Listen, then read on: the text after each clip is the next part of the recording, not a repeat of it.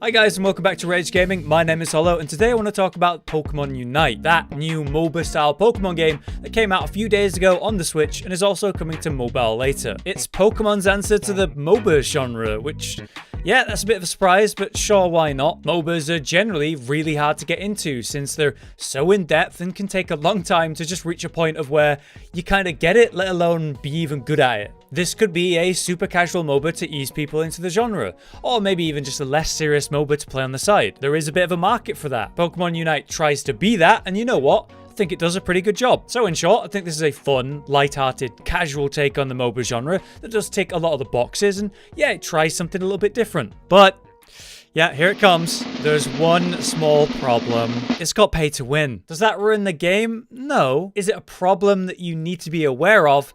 Yeah, definitely. Right, so before we get into it, anytime I've ever talked about anything pay to win, people start arguing over the definition of pay to win. So let's define it. For me, pay to win is not paying money and then you instantly win or something. It's more like paying money to gain an advantage over those who haven't. If that's how you view it, like me, then yeah, there are pay to win elements in this game. Players unlock 3 slots for items. These items provide passive benefits. The best ones are going to take a lot of time to get naturally, or you can just buy them with real money. Things like literal crit chance, for example, which essentially equates to power, aka less attacks to kill an enemy. Having these items will be the difference of a few attacks either killing or not, and at a high level of play, that really matters. You can get this stuff for free though by playing the game and gathering the currencies you need via natural progression and in-game missions. That'll take time though, compared to simply buying it. So ultimately, you've got to be okay with being slightly weaker than the guy who bought items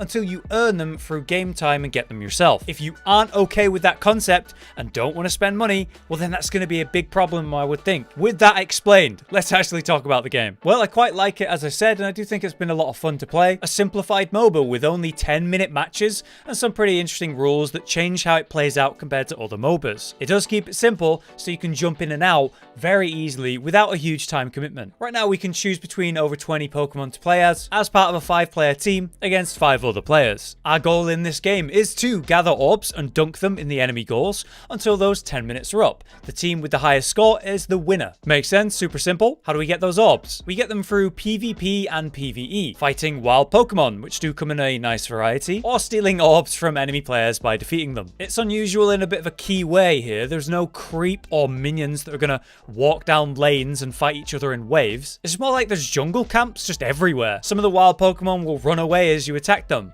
Some will fight in set places. There's groups of them. There's strong boys that when you defeat them, they'll help you attack the enemy team. There's also the legendary Pokemon battles, which result in tons of orbs and shield buffs if you can beat them. So there's lots of little objectives and reasons to fight in certain places to contest each other over. When it comes to PvP and other players though, they're going to be trying to do the same thing but also defeat you, taking your orbs to dunk in your goals. So just like any MOBA, outplaying the enemy on a macro level with objectives and team play is going to be important to winning. While of course outplaying your enemy on a micro level, well that's actually a lot more limited in this game. Landing attacks is super easy because there's auto aim. Sure, there are some skill shots that have to be aimed and that will take more skill, and there's various ways to evade or even iframe. So thanks to that, timing your abilities, correctly aiming, clever positioning, clever use of iframes whenever possible, these are all options to win at that micro level, but of course simpler and more limited compared to say League or Dota. So just like any MOBA, the goal is to gain XP, defeat both AI and players, get stronger as fast as you can, and win. But we're doing it on a timer of 10 minutes. And we're not trying to defeat the enemy's base, but garner a bigger score. So that's the game. What about the characters we're playing, the playable Pokemon? Player Pokemon come in 3 different types: offensive, defensive, and support. Naturally, offensive deal the most damage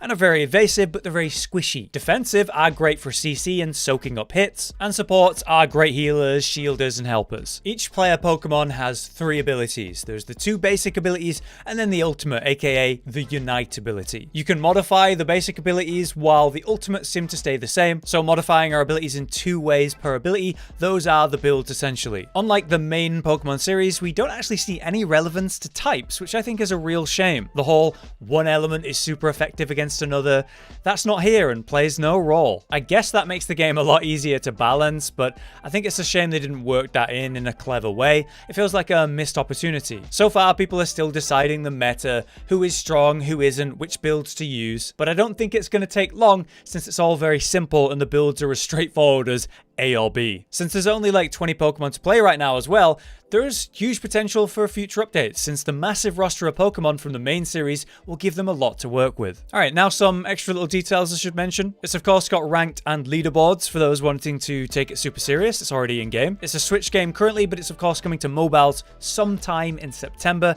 and it's going to be fully crossplay, which will be very good for the game's population. Not that I had any issue with that. I would queue for a game and get a match in less time than it took to blink. And they've already started to announce Pokemon that are coming to the game next, so they're working on it. So that's a lot of general information about the game.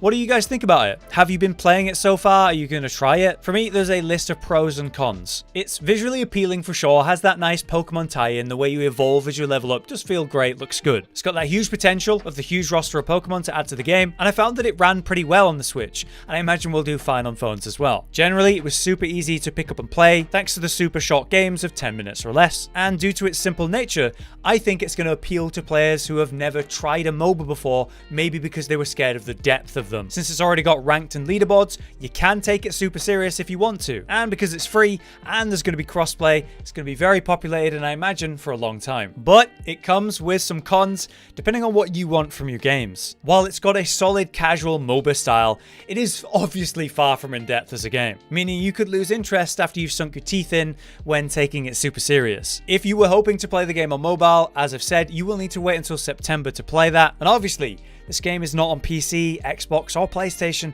which it certainly could be. But of course, this is Pokemon and Nintendo, so I doubt that'll happen. To me though, those things are nowhere near as bad as its biggest flaw, the pay-to-win stuff. Boosters are one thing, right? But items that literally make you stronger, or say have better utility, that's a whole other thing. In a MOBA that is meant to be competitive on some level because it's got ranked and leaderboards, I think that's really bad. I could never take this game seriously before I actually had those items because I'd be playing at a disadvantage. So it's just a question of how long do you need to actually play before you get the same level of items as those who just paid money. Either way, this is definitely a problem for any new player who doesn't want to spend money on the game. In conclusion then, I've had some genuine fun with the game, and I didn't really expect to like it. There's something about it that was appealing. Maybe it's like the simple nature of it, maybe the super short matches compared to other MOBAs. And it's not like I'm a Pokemon super fan, so it wasn't that. I just imagine a lot of people are going to try the MOBA genre for the first time through Pokemon Unite, and I think that's nothing but good for the genre overall. It is just a shame about the pay-to-win elements. Time will tell as players learn, though, how much work is actually involved to get those items that some players just paid money for. Let me know your thoughts anyway. I hope we can keep it civil in the comments, though. I know whenever I talk about pay-to-win topics, there's conflict that appears. Let's just remember that it's a game. We don't need to lose our heads over it. Until next time then, I've been Hollow, you've been you. Thanks for watching. Josh, Cotton, and Hollow with the videos, dropping the humor like a hammer on your tippy toes, bringing entertainment on a daily arrangement to take our insanity and turn it into entertainment. Yes, I said entertainment twice, to reiterate that it is nice to look into your faces on a mostly daily basis when you let us in your homes to make the whole world a stage. Goodbye.